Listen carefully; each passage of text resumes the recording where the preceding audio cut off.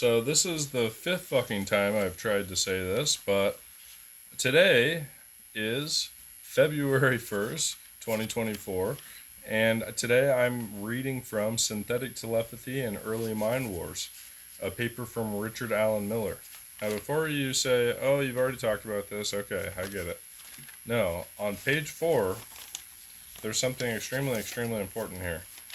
It's talking about the silent sound technology, S-Quad.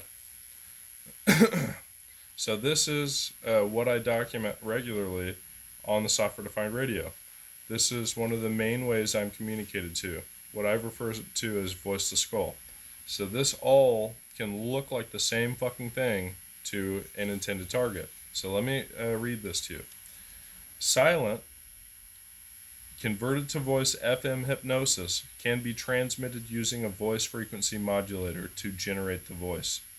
It is a steady tone near the high end of hearing range, 15,000 hertz, which is 15 kilohertz, plus a hypnotist's voice, varying from 300 to 4,000 hertz. These two signals are frequency modulated. The output now appears as a steady tone, just like tinnitus. So that's exactly what this is, and I want to show you that before I continue. I'm going to put the sound on. I'm going to take my filters off. That's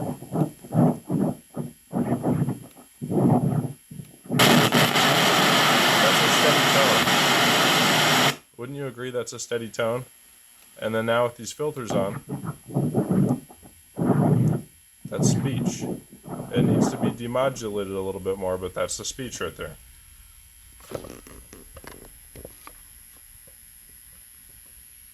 Okay, so each vertical line is one short pulse of microwave signal at a frequency to which the human brain is sensitive. Timing of each microwave pulse is controlled by each downslope crossing of the voice wave, Sharp's method, in 1974. So remember how I said there's Sharp's method of subliminal messaging and Frey's method of subliminal messaging or voice to skull? So these are both like the same thing to an intended target. So these both go hand in hand as far as what's used to harass people. And this strategy is right here. You see it. So the brain then converts the train of microwave pulses back into an audible voice. There is no conscious defense against this form of hypnosis. Then he says something that I've said regularly. It says ordinary radio and TV signals use a smooth waveform called a sine wave. This wave cannot normally penetrate the voltage gradient across the nerve cell walls, but radar signals consist of a very short and powerful pulse of sine wave signals and can penetrate the steep voltage gradient across these nerve cell walls. That's a quote from Alan H. Frey at Cornell University in 1962. So we've been hidden, this information's been hidden from us all this time. That's 3 of my lifetimes. And it's been hidden this entire time. I've had 10 years of my 30-year-old life wasted. 1/3 of my life has been wasted being tortured. So this mind-altering mechanism is based on a subliminal carrier technology, the silent sound spread spectrum, SSSS, sometimes called S-Quad or Squad. It was developed by Oliver Lowery of Norcross, Georgia, and is described in U.S. Patent 5159703. Once again, that's 5159703. That is the patent for Silent Subliminal Presentation System. And that's dated back in October 27th of 1992. The abstract for the patent reads, a silent communication system in which non-AURL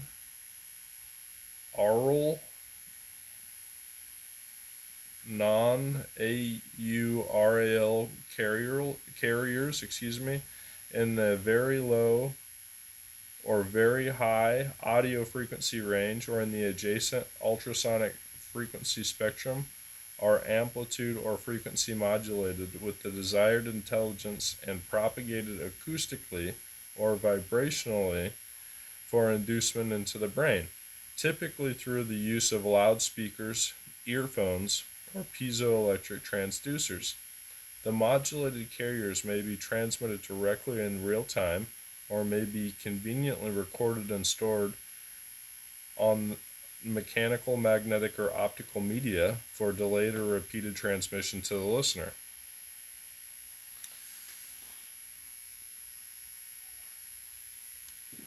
So, not just loudspeakers, earphones, and piezoelectric transducers, but phase arrays, panel arrays, satellites, aerial means.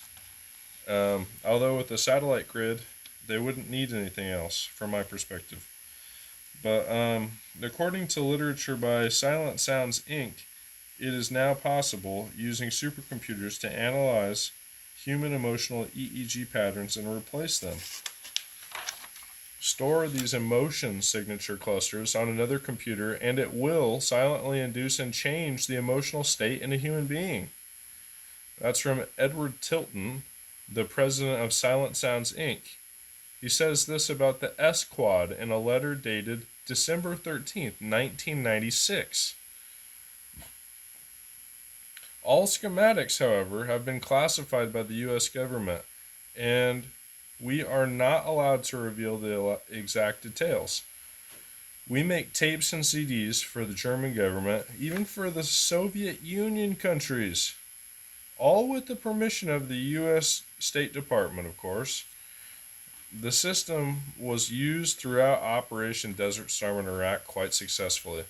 So this is the same fucking system that I read an article about saying that the voice-to-skull weapon was used in Desert Storm to make the Taliban think that Allah was talking to them and made them set their weapons down and forfeit. So does the intended audience know the difference between a silent subliminal messaging system or voice-to-skull? Fuck no, they don't. They're not gonna have any idea. So these two systems are used in conjunction, if not used at the same time, whichever is more convenient for the government. And they're doing it to our own fucking people while waging a misinformation campaign telling us that we have a domestic terrorism issue to the point where it's unimaginable, essentially, statistically, if you look at the figures that these pretentious assholes push around. And only 3 people in the whole fucking agency have the integrity to step forward, and they did so in May of 2023 with the help of Jim Jordan. But at the same time, what changed? What has happened since then? So, induced alpha to theta biofeedback cluster movement. Everybody look up neurofeedback and biofeedback, because it's exactly what the fuck this is.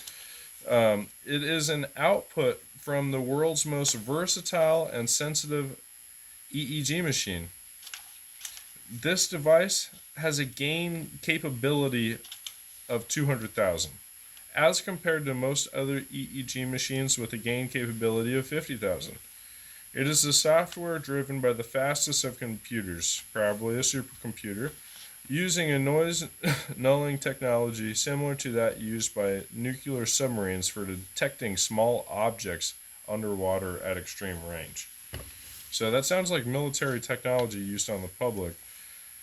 The purpose of all of this high technology is to plot and display a moving cluster of periodic brainwave signals. The illustration shows an EEG display from a single individual taken of left and right hemispheres simultaneously. This technology is very similar to that used to generate P300 waves.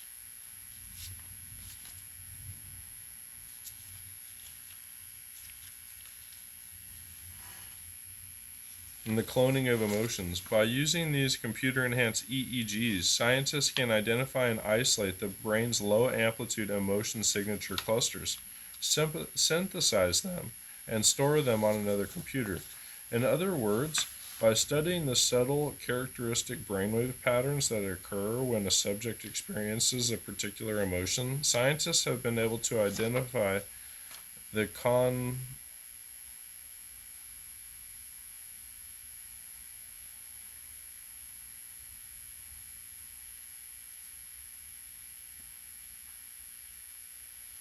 concomitant brainwave pattern and how to duplicate it. I've never seen that word in my life. Concomitant. These clusters are then placed on the silent sound carrier frequencies and will silently trigger the occurrence of the same basic emotion in another human being.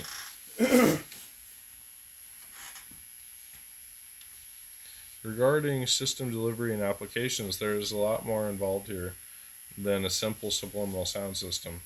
There are numerous patented technologies that can be piggybacked individually or collected onto a carrier frequency to elicit all kinds of effects. These appear to be two methods of delivery in the system.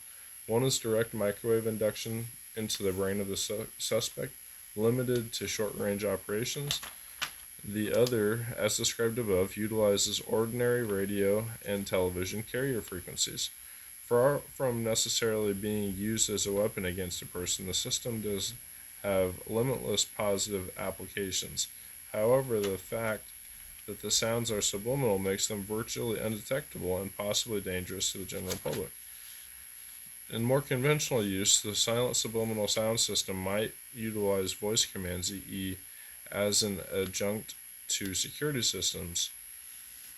Beneath the musical broadcasts that you hear in stores or shopping malls may be hidden messages that exhorts against shoplifting. And while voice commands alone are powerful, when the subliminal presentation system carries cloned emotion signatures, the result is overwhelming.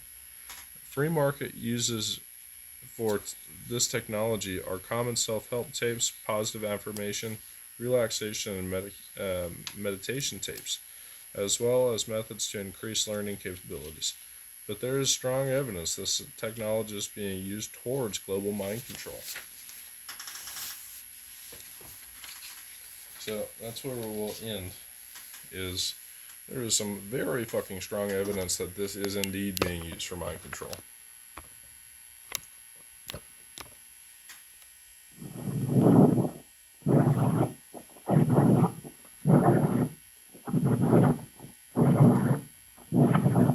It's kind of hard to see it right now.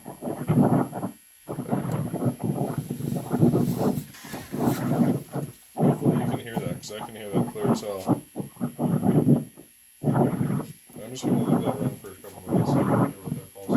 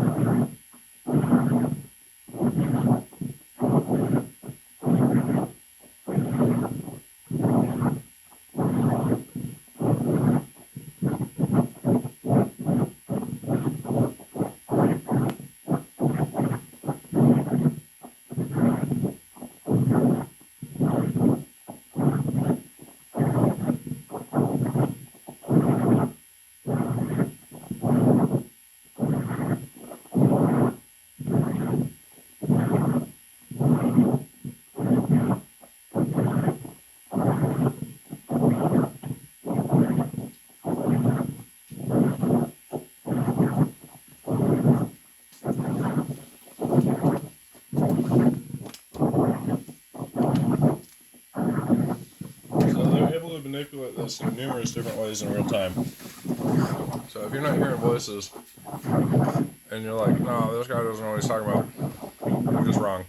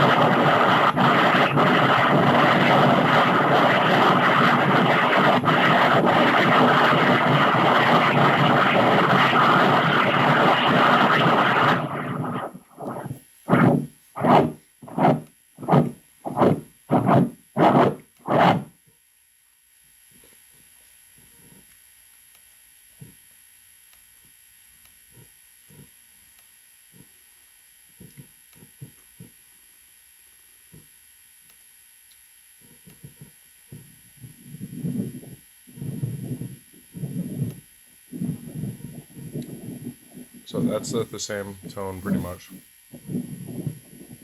of the hypnosis that I'm hitting the head with. It's like a whisper. It's like, oh, ba ba ba ba ba. Let me give you an example of what they've been saying to me today. It has to do with like my life. So they're like talking about like they're basically trying to get me depressed without getting too personal, because this is a complete ass internet, and you know how many creepy weirdos that there are, as we've learned from going through this bullshit. So for the sake of not being too personal, I'm going to say that they're trying to make me depressed economically or job outlook wise. They're trying to make me depressed relationship wise, trying to make me feel like I'm not cared about, that sort of thing. Trying to essentially make me feel a thing that is not the case. Feel a thing that is like, and then create an issue that's not there. Especially when that specific, like, when any number of things can be an issue. Like, there is, it's just a constant annoyance. Like, there's no need for it. You know what I mean? So, like, imagine you got a friend that is a meth head. You know what I mean? You don't want to hang out with them all the time because they're a meth head. Like, this program is like having that meth head friend that is constantly just Murphy's Law. Like, anything that can go wrong will go wrong. And it's just kind of what has been going on is they are influencing life in a variety of different ways to then try to prey on your happiness at any given time. And there's only so many different things you can do, because doing nothing is not an option. You have to do something. You have to say something. You can't just not speak. If somebody's trying to communicate to you, says hello, have a good morning, and you're being harassed the entire morning, so then you either block out your harassment and say, oh, hey, what's up? You know what I mean? But not all questioning and not all conversation is that simple. Some things require a lot more thought, and some things require different parts of your brain, and when you're being targeted, it is really fucking difficult to act how you normally would. And then everybody that's seeing this has whatever experience they have with this. The person that you're interacting with might have zero to no experience with any of this. So just there's more than a million different possible outcomes of this. I would like to think that the United States government's supercomputer has it totally dialed in a transit world simulation. But I would say even then, sometimes we probably fool that motherfucking thing. Excuse my language. But that's how many variables there are conversationally, and in so many other things. So when they're trying to get you into a pattern, for lack of a better word, get the fuck out of that pattern, because they're trying to create a mental pattern, and it's not a routine. A routine and a pattern aren't the same things. So they're trying to create a pattern of insecurities. So they're picking one topic and then attacking it, because that's these people's mindset. Because they want to attack our happiness. And when it comes to our devices, like you see me post videos constantly about how I cannot post a video on my phone's mobile connection. Now that's abnormal. The company has no idea why. Nobody has any idea why. They all want to say, oh, it's your phone's fault. Oh, you must have a personal problem with your phone. No, it's clearly a hack has happened, or a jamming situation is happening, or my connection's being throttled. There's no other scenario of anything else that could be happening. So it's just one of those things where it's beyond reasonable doubt that yes, indeed, something's happening. If this was a government computer, You know what I mean? There would be 20 people saying the same exact fucking thing that I'm saying. Like, yeah, obviously there's a problem here. So when it comes to personal people, we need to have that same expectation and treat our life like it's as important as a military mission, apparently. Because they're fucking trying to ruin my life with an encrypted military grade transmission.